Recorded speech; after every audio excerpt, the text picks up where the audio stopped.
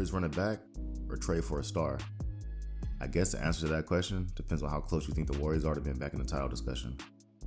First and foremost, salute to the 2023 NBA champ Denver Nuggets. They were a 1 seed for a reason. They were the most consistent team all season, and they were the best team all season, and they're not going anywhere anytime soon. With that being said, if the Warriors can successfully address their flawed roster construction, they're winning the title next season.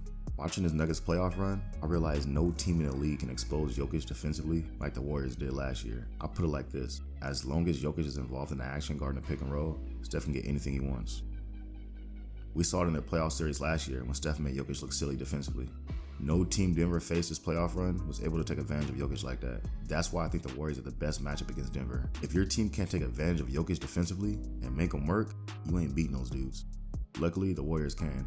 Alright, let's have some fun with this. We got a hypothetical matchup: the 2023 Nuggets or the 2022 Warriors.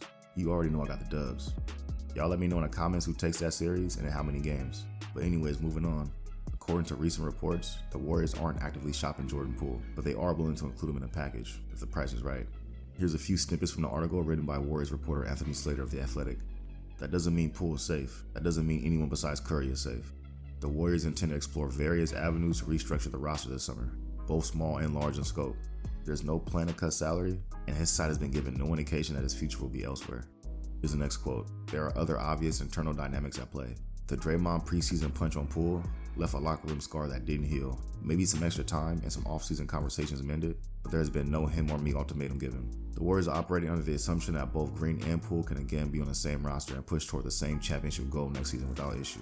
That's interesting. The Warriors seem convinced Poole and Draymond can coexist going forward. I'm assuming they did a temperature check with JP behind the scenes to make sure this wouldn't be a lingering problem. The last thing the Warriors need is drama carrying over into next season. Anthony Slater heavily implied the Warriors plan to run it back with the core next year.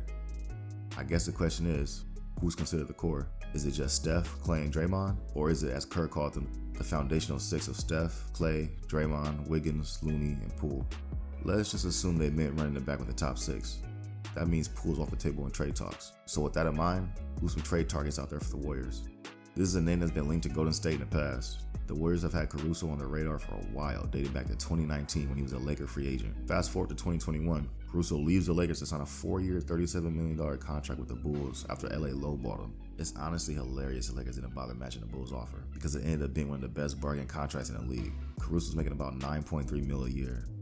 Steve Kerr's apparently a huge Caruso fan. He even got caught seemingly trying to recruit him after a regular season matchup back in December. Now look, I'm not no pro lip reader or nothing, but it looked like Kerr said, "I'd love to have you."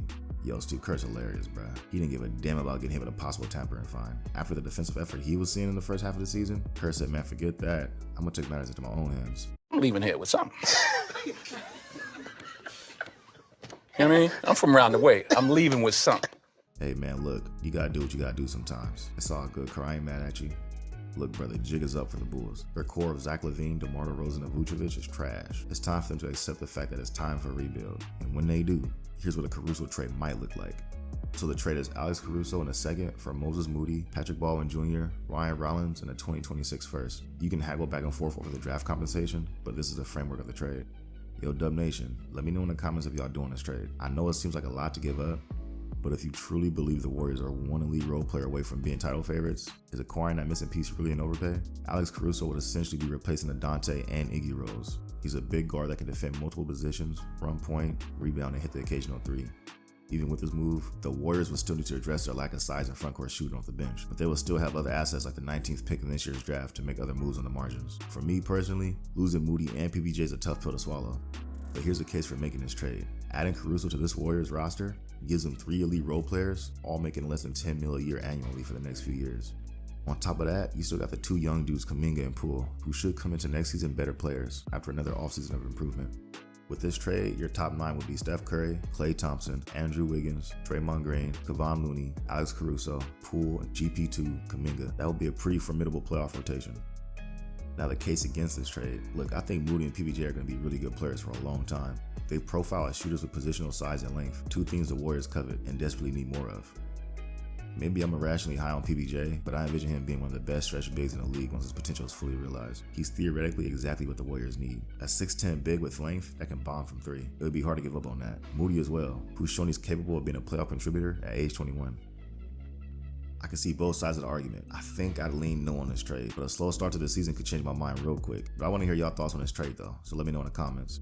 Anyways, that's all I got for y'all. If you stuck around this late into the video, I appreciate you. Like, comment, subscribe if you enjoy the content. I got more on the way, so stay tuned. I'll holla at y'all then.